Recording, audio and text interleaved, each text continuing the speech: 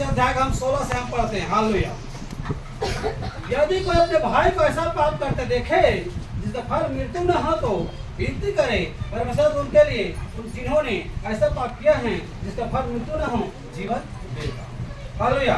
पाप ऐसा भी होता है जिसके फल मृत्यु है, इसके विषय में विनती करने के लिए नहीं कहता। सब प्रकार का धर्म तो पाप ही है, तो ऐसा भी पाप है जिसका फल मृत्यु नहीं। आमीन। हालेलुया। मेरे प्रियो, यूहन्ना ने इस बात को हालेलुया बहुत गहराई से लिखा है। हालेलुया। सोच में डाल दिया हम सब कि कौन से पाप होगा जिसने यूहन्ना ने कहा कि उसके लिए प्रार्थना कीजिए, उसका पाप क्षमा हो जाएगा। हालेलुया। सही बात को यहाँ मेरे प्रियो कह रहे हैं। हालेलुया। यदि कोई अपने भाई को ऐसा पाप करते देखे जिसका फल मृत्यु ना हो तो उसके लिए विनती करे, उसके लिए प्रार्थना करे तो उसका पाप क्षमा हो जाएगा। हालेलुया। अब प्रभु उनको जीवन देना चाहता है। आमीन। तो समझ लीजिए मेरे प्रियो, आपको प्रभु यीशु मसीह क्या देना चाहता है? जीवन देना चाहता है। तो कौन सी पाप के लिए हमें प्रार्थना करने के लिए बोले, ये तो हम समझ में नहीं पा रहे हैं। हालेलुया। हम और गहरे में जाके तब हम समझेंगे। हालेलुया। बात को और ऐसा भी पाप होता है। हालेलुया। पाप ऐसा भी होता है जिसका फल मृत्यु है, उसके लिए मैं तुझे प्रार्थना करने के लिए नहीं बोलता हूँ। हालेलुया। पाप ऐसा भी होता है जिसका फल मृत्यु है, उसके लिए मैं तुझे प्रार्थना करने के लिए नहीं कहता। हालेलुया। सब प्रकार का धर्म तो पाप है, परंतु ऐसा भी पाप है जिसका फल मृत्यु नहीं है। देखिए, विचार करना भी, झूठ बोलना भी, चोरी चुराना भी, हत्या करना भी, ये सारे का हल जितना जो पाप करते हैं ये सब तो क्या है? पाप का मजदूरी मृत्यु ही है। तो कौन सी बात के लिए भी परमेश्वर ने कह रहा है तो उसके लिए प्रार्थना करिए, तो मैं उसको क्षमा करूंगा और उसको जीवन दूंगा। हालेलुया। चलो लाइव व्यवस्था खोलिए, लाइव व्यवस्था पुराना नहीं है।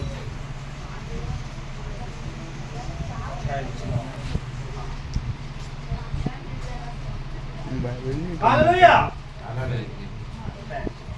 और नए वर्ष हम 4 अध्याय के हम 27 पद को पढ़ते हैं, इसी में आप समझ। हालेलुया। यदि साधारण लोगों में से कोई अज्ञानता से पाप करे, अर्थात कोई ऐसा काम करे जिससे यहोवा ने मना किया हो, करके दोषी हो और उसका वह पाप प्रकट हो जाए। आमीन। तो वह उस पाप के कारण एक निर्दोष बकरी बलिदान के लिए ले आए। हालेलुया। तो मेरे प्रियो, यहाँ परमेश्वर ने मूसा को कह रहा है। हालेलुया। यदि कोई भाई और बहन अज्ञानता में पाप करता है, भूल में पाप करता है, तो उनके पाप क्या हो जाएगी? क्षमा हो जाएगी। आप लोग हाथ में टैटू बनवाए हो, आप लोग हालेलुया मूर्ति पूजा किए हो, आप लोग झूठ बोले हो, आप लोग चोरी चोराए हो, क्योंकि अज्ञानता में आप लोग किए हो। तो अज्ञानता पाप किए हैं व्यक्ति को क्या परमेश्वर क्या करेगा? उसको क्षमा करेगा। हालेलुया। आप लोग जितने इस जगह परमेश्वर के हुजूरी में जो प्रभु को वचन से आप वंचित हो, तो समझ लीजिए आप परमेश्वर के हालेलुया आप अज्ञानता में पाप किए हो। तो आपके लिए हम दुआ करेंगे तो आपके परमेश्वर आपका पाप को क्षमा करेगा और आपको जीवन देगा।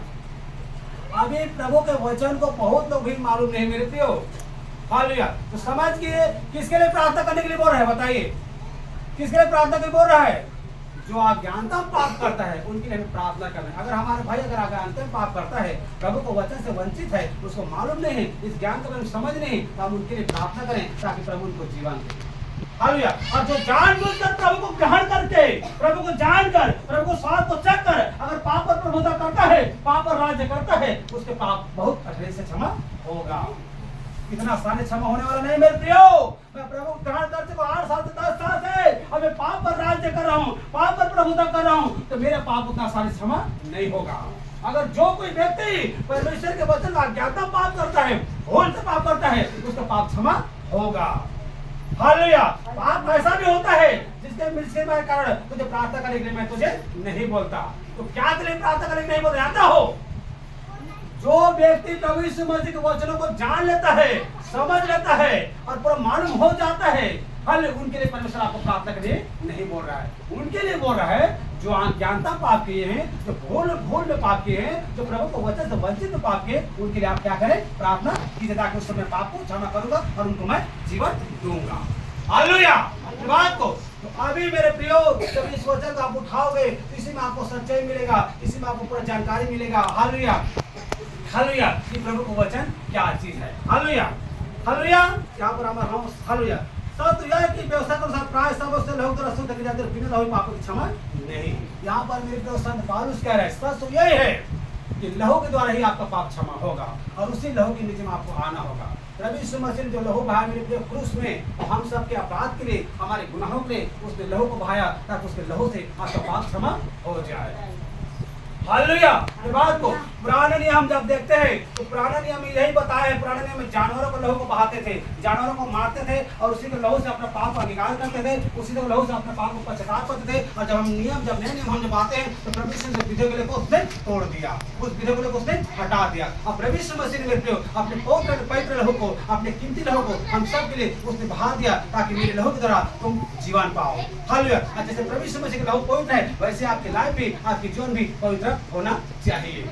हालेलुया। प्रभु यीशु के स्वभाव में, उसके नेचर में हम अपने जीवन को व्यतीत करें मेरे प्रियो। हालेलुया। वो प्रभु यीशु मसीह वो गाली देकर वो गाली नहीं देता था। हालेलुया। हालेलुया। उस पर थूका गया, फिर उसने बर्दाश्त किया, उस पर चाटा खाया, फिर वो हमारे सब को किया, लेकिन अब तक उसने नहीं बोला। आमीन। किसके लिए? क्या? हमारे लिए।